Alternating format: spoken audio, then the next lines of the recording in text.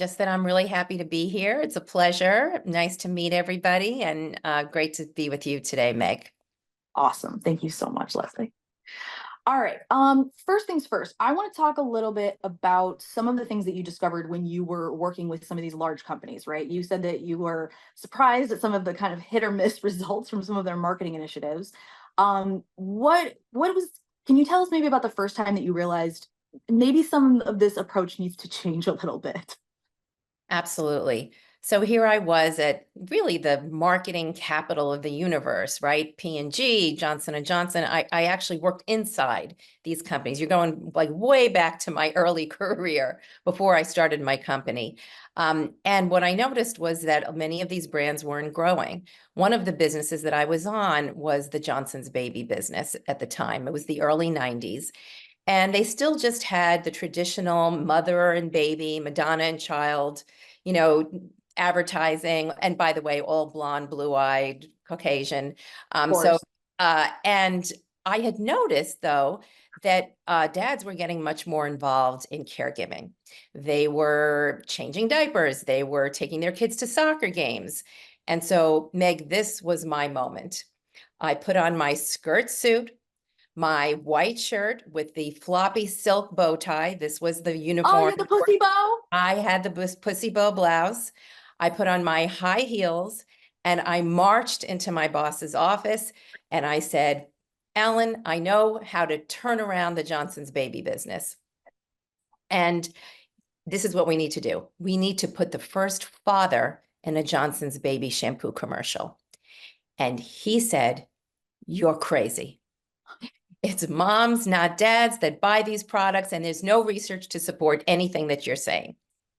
But Meg, you don't know me that well yet. I don't give up very easily. I'm Uh, getting that vibe, yes. I kept on advocating and all year, and then came my performance review. And I remember it to this day. Leslie is too passionate about putting fathers in advertising, and this is an executional concern, not a strategic one. Now, you've got to understand, I had worked at Bain and Company. I had been in Harvard Business School. I had been told that strategy was my superpower. So this was like a knife in my heart. But I still didn't give up. And I No, kept you on didn't. persisting. And I think finally, like they gave in out of just sheer exhaustion. They put the first father in a Johnson's baby shampoo commercial. It was, I mean, you can just only guess what happened. It was the highest scoring commercial in the company's history, not just Johnson's baby's history. We're talking all of Johnson and Johnson, Mhm. and products started flying off the shelves. And while all of that was wonderful, what was really powerful about it was that I had found my first trigger. The first direct connection between the unconscious mind of consumers, something that doesn't come out in research, something that seemed esoteric at the time, that nobody really could understand. How could this be? This unconscious trigger, this cognitive shortcut. We'll talk more about that later and what that means. But it was a direct connection between the unconscious mind of the consumer and revenue growth. Basically, I had cracked the code on how to accelerate growth for a business. And it was remarkable and truly exciting. It's what I based the name of my company on, Triggers, and the rest of my career on. I love it. Oh, how gratifying did that feel? Like, obviously, to get that performance review is just gut wrenching, but like, how gratified did you feel once all the sales started coming in? I didn't feel that gratified No, because no, because there was so much tension around the whole episode of it. it It steals the wasn't. thunder, right? Yeah, well, it wasn't until really years later that I recognized the power of what I had found. I didn't really even understand it at the moment. Mhm. But I think that it's a real message to young people, to women, when you know something's right, you know it, you should stick to your guns. Really, I was essentially 30 years before my time talking about things like the unconscious mind and instinct and cognitive shortcuts, and the science hadn't yet come out. It came out many, many years later. But I think it's a real message to everybody, which is listen to your instincts. Yeah, of course. All right. So we talked, we talked a little bit about some of the kind of the negative associations that came with that experience and how it sort of soured a bit for you. Now, in The Power of Instinct, your book, you discuss the importance of positive associations. Could you give us an example of a brand that transformed its image by tapping into these instinctive, like positive connections? Yeah, absolutely. So in order to understand the positive, we're going to start by talking about the negative, because the beauty of positive associations that they can change your fate. They can Mhm. change the fate of a brand. They can change the trajectory of a company. So a few years back, there were these videos on YouTube that had gone viral. We are talking 25 to 30 million views per video. And they had people showing pink slime in your chicken nuggets at McDonald's, and meat that doesn't mold. And I mean, awful things like horses' eyeballs in your beef, like just, Yeah. unspeakable, unspeakable things. And as you can imagine, the chief marketing officer at the time looked at all of this and he said, "Oh my God, we need to tell people that this is not true. This is a myth." But what he didn't realize is that by telling people, no, we don't have pink slime in our chicken nuggets, Yeah. what ended up happening was he ended up telling more people that we You're might bringing pink slime into the pink slime in our discussion. chicken nuggets. And by the way, he was reinforcing a negative association, which is absolutely the one thing you never want to do. But you can understand as a leader why he did what he did.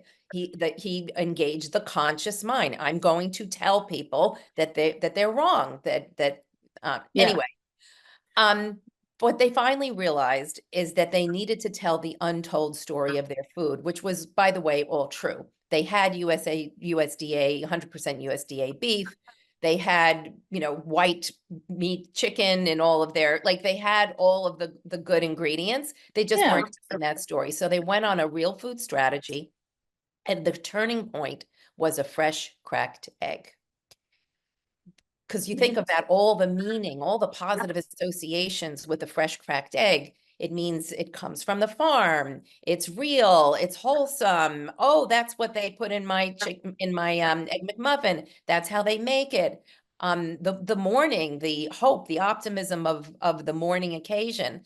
All of those positive associations were locked into that fresh cracked egg, and that ended up being the turning point of the brand. And then they showed other things, their sustainable farms, their potatoes, where they came from. They used all of the right cues and codes, and it was remarkable. I mean, the brand just started to turn around.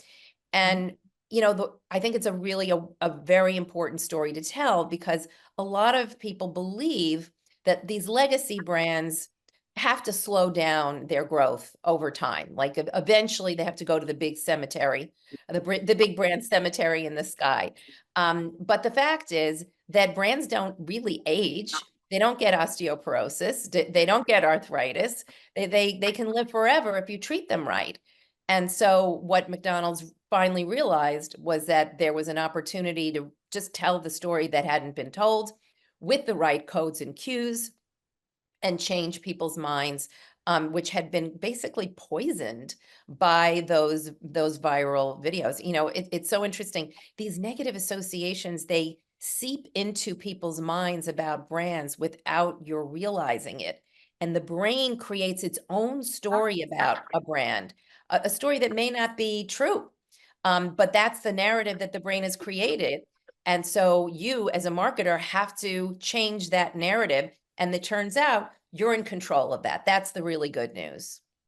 I love that. I mean, as you're saying it, the second you said pink slime, I immediately remembered exactly what that YouTube video looked like. Remember, because later on they figured out it was footage from Teletubbies, wasn't it? It wasn't even like it was literally from a children's show of a made up tubby custard. And I just remember thinking, like, this is so bizarre. Can you imagine trying to have to tell people, no, this isn't what's in your chicken nuggets because it's not actually a thing. It doesn't exist on the planet. There's no way to like you're right. Like these connections run really deep in a way that I think a lot of us don't necessarily think of unless we're in the marketer role. And Um, Meg, just to emphasize the point that you're making, because I think it's so important.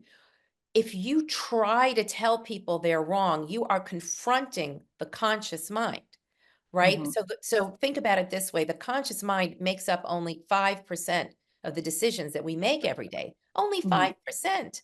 The vast majority of our decisions are made on instinct by our, instinctive mind, by our unconscious mind, whatever you want to call it.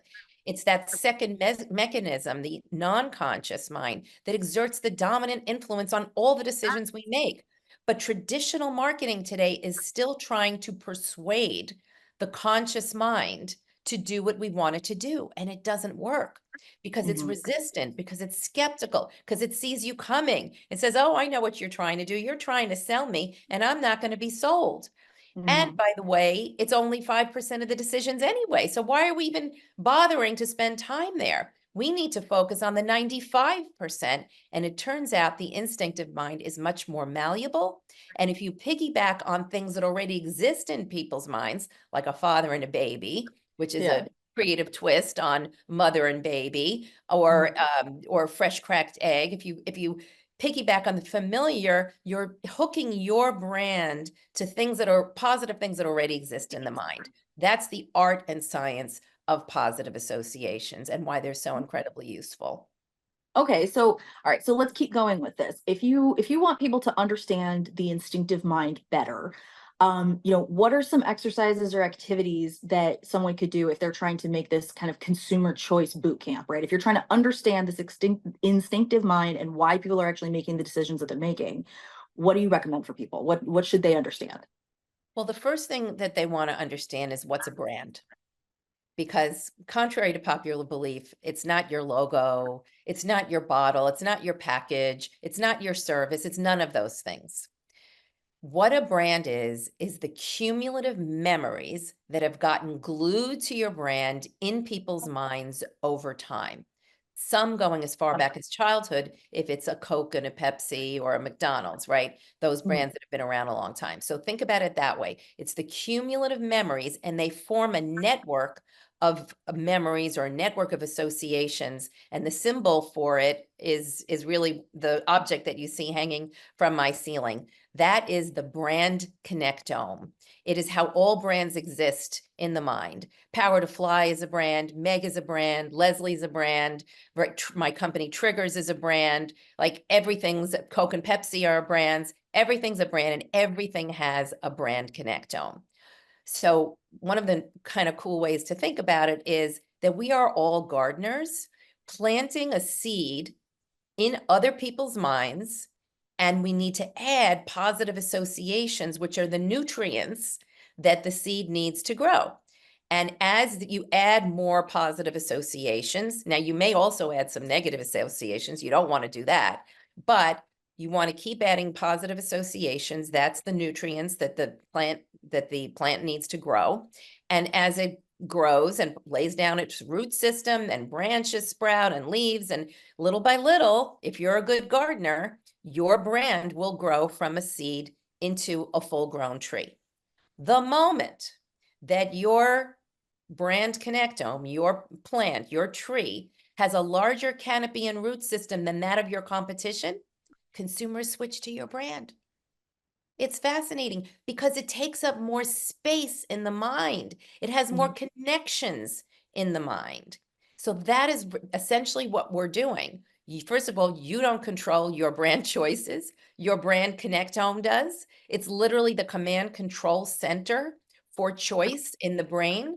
And if you have a large brand connectome, that's the brand you're going to reach for instinctively. So we are mhm. talking about instinctive brand preference, why you would choose Pepsi over Coke or Nike over Adidas or, Yeah. Aquafina over, anything over Poland spring water, right? It's all about the size of your connectome. And there's some other rules that I can share as well about how to build a healthy one. Okay.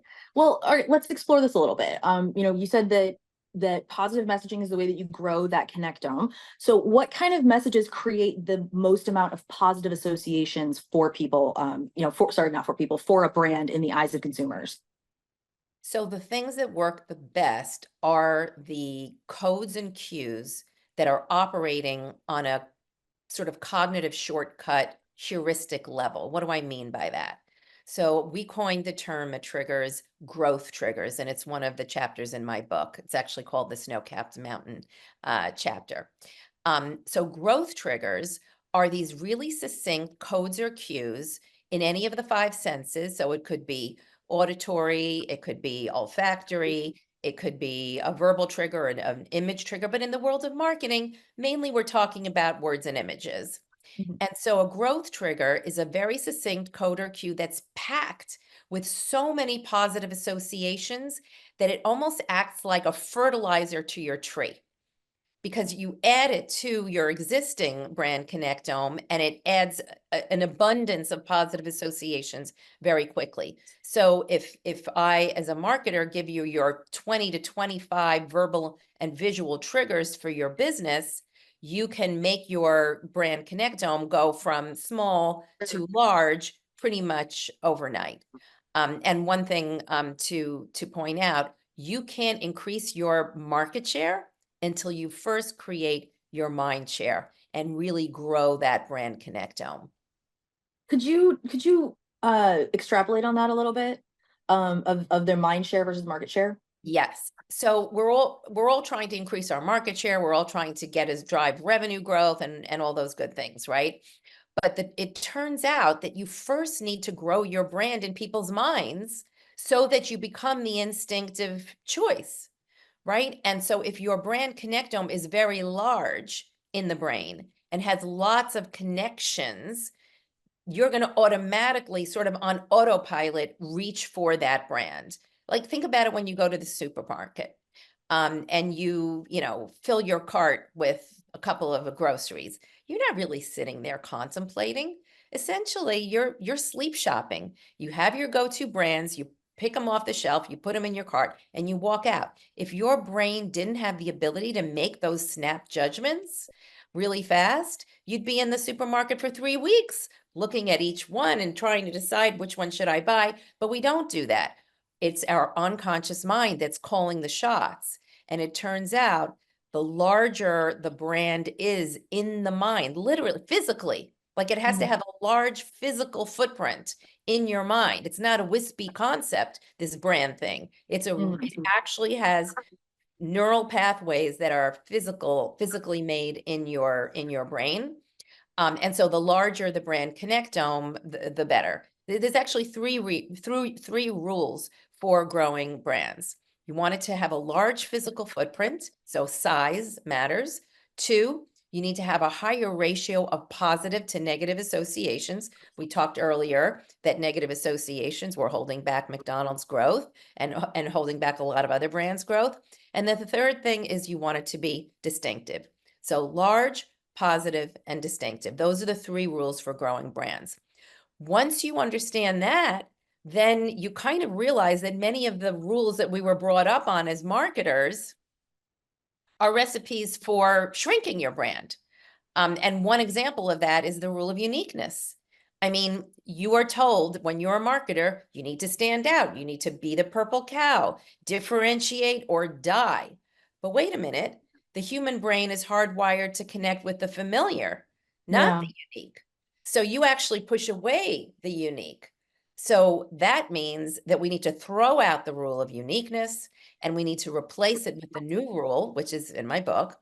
Familiarity is more powerful than uniqueness, and distinctiveness is best of all, because distinctiveness allows you to put a little creative twist Mhm. on your familiar thing, whatever it is, a snow-capped mountain, an orange on the Tropicana Tropicana Yeah. orange juice carton, right there. There are all these triggers, and you just put a creative twist on something familiar that's really powerful to people, but it's powerful because it's packed with positive associations. So that, like, for example, on the Tropicana carton, that orange with the red and white straw jammed into the middle of it, what Mhm. that communicates is all these positive associations. fresh orange juice straight from the grove. It's so delicious, you want to not wait to pour it into a glass. You want to jam a The straw into it immediacy, and yeah. suck it right out of the orange. Or the snow-capped mountain on the Aquafina bottled water. It's packed with the positive associations too: pure, pristine, eco-friendly, water Crisp, from the yeah. glaciers, right? Clean, untouched by human hands.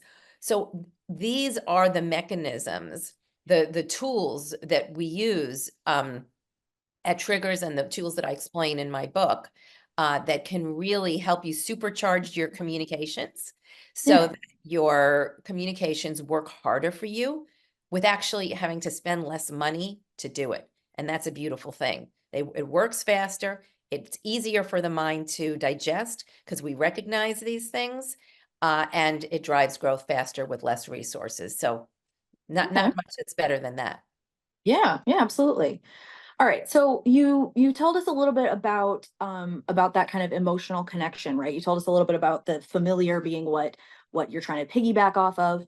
But in your book, you talk about how emotional stories alone are not enough to drive long-term brand loyalty. So, um, can you tell us about a campaign that you remember that has effectively crossed that barrier and combined emotion as well as the instinctive connections that we talked about earlier to result in a very like a memorable campaign or something that's going to really spark that long-term loyalty for that brand?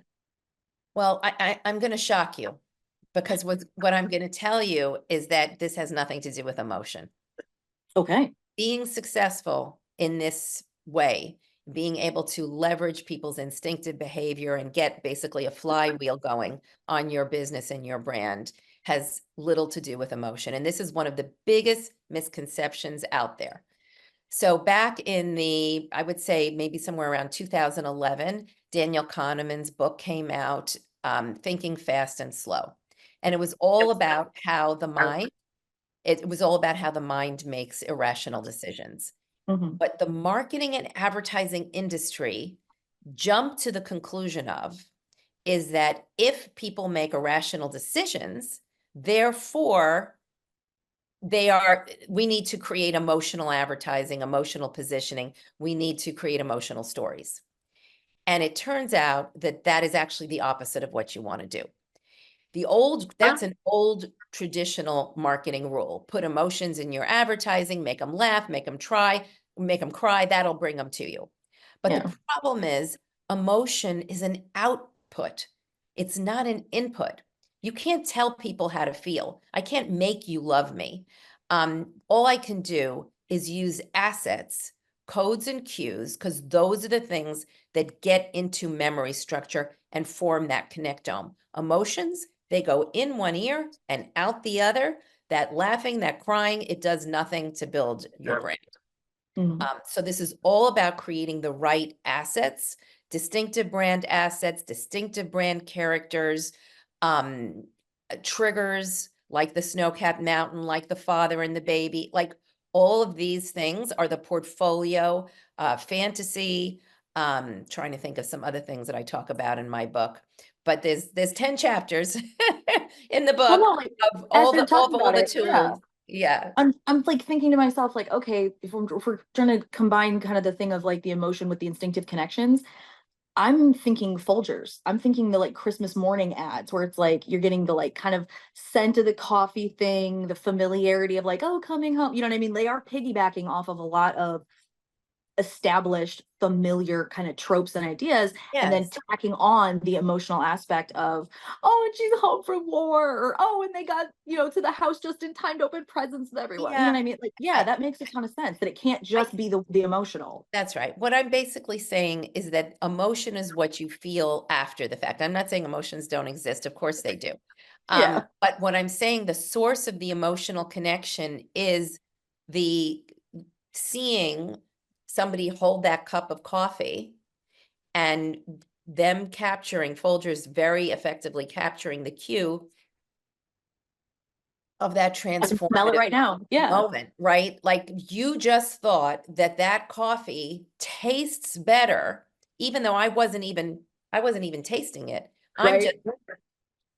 smelling it. And that smell, that aroma is code for Safety and superior calm and yeah. and superior coffee. So but if I told you it tastes better, you wouldn't believe me because I Hmm. would be trying to persuade your conscious mind. Yeah. That's the difference. I mean, that was actually, I'm so glad you fed that to me because that was a great example of conscious versus unconscious marketing. Conscious would be Folgers coming out and saying, let me tell you about this coffee. It tastes better than anything else. And you'd be like, yeah, sure. Hmm. I'll judge for myself. Thank you very much. But this works on the unconscious mind. There's a connection that we have between aroma and taste, and our brain is making that connection on its own. We don't need to be told that it Hmm. worked as a cognitive shortcut, a heuristic that's packed with positive associations about the coffee and about that family and about their life and all these aspirational things that we all want. Yeah. Okay. I have another question. This one I've been very excited to ask you because I've I've been thinking about this in my own mind. I was on a marketing team for about 8 months. I have nowhere near the experience that you do, so this is just, me spitballing. Could you, if you had to pick, could you pick a current pop culture icon? I'm talking like musician, athlete. I know immediately who the top like three or four that came to my mind were, but somebody who exemplifies the power of instinct while building their brand. Who would you call out as somebody that does this especially well? Well, I'm going to tell a story about this, Okay. and then you'll know in 2 seconds who I'm talking about. So this goes back to that the old rules of marketing are wrong and they need to be replaced by the new rules. So the old rule of marketing would be a brand should only stand for one thing. If you're Volvo, you should equal safety. Period. End of subject. That's old-fashioned thinking because if you stand for only one thing in the mind, you actually stand for too little. Small. Yeah. I just told you it's all about having a multitude, the thousands of connections. The more connections you have, the better. So if you were a wildly successful country artist with hugely popular albums, conventional wisdom would tell you to stick with writing and performing country songs. After all, you don't want to turn off your current audience. You don't want to confuse people. What if they don't like your new sound? Stick to what you know. That would be the old thinking. But Taylor Swift didn't become one of the most successful artists of all time with a $1 billion tour in 2023 by sticking to one sound. She Hmm. followed her creative curiosity. She went from country music to pop to folk music to dance music. She's done it all. And every single time she does another type of music, she adds another branch to her connectome. She just keeps expanding. And she doesn't just do it with her music, she does it with her relationships. I mean, think of the unique and or distinctive type of relationship she actually has with her audience. It's much more than a traditional fan celebrity Hmm. relationship. It's personal, it's intimate. People feel like she's their friend. Some of them even call her mother. I heard somebody saying the other day, mother wouldn't like this. And She's the so soundtrack of their lives. She's an artist that's been, I mean, we're 100%. talking like legacy branding at this point. I listened to her music in high school, and now my niece is listening to her music, and she's 7. Like, yeah, this was Taylor Swift was hands down who came to mind for me at first as well. So I was really hoping you were going to do this. She has done a masterful job of expanding her brand connectome. And what I love about using her as an example is that obviously everything's a brand. A celebrity is Mhm. a brand, Oprah's a brand, Taylor Swift is a brand. The people that are running for president right now are brands. And so Taylor Swift's boyfriend is a brand, regardless of who's in that a position. hundred, Like, a hundred percent. truly. Oh my gosh. All 100%. right. And he's in her connectome and she's in his connectome because it's Mhm. all about a brand is known by the associations it keeps. And the more connections you have, the better. All right, we are almost out of time, Leslie. But before we run out, if people are only going to take one thing from today's session, what do you want that one thing to be? What do you want them to remember long after we hang up today? I would say The instinctive mind and instinct in general is the most powerful force for changing human behavior. And harnessing it is the key to sustainable growth in your business and in your life. And so I hope That's that my book is helpful to people. Heck yes. All right, now just a quick reminder, y'all. Her book is called The Power of Instinct. We'll be leaving some links to where you can check that out. But Leslie, thank you so much for taking time to meet with me this morning. It's been really wonderful to get to learn from you. And I really hope we get to talk again soon because this has been amazing. Oh, I'm so happy, Meg. This was really fun and you asked great questions. It was a wonderful conversation. Thank you for having me. Thanks so much.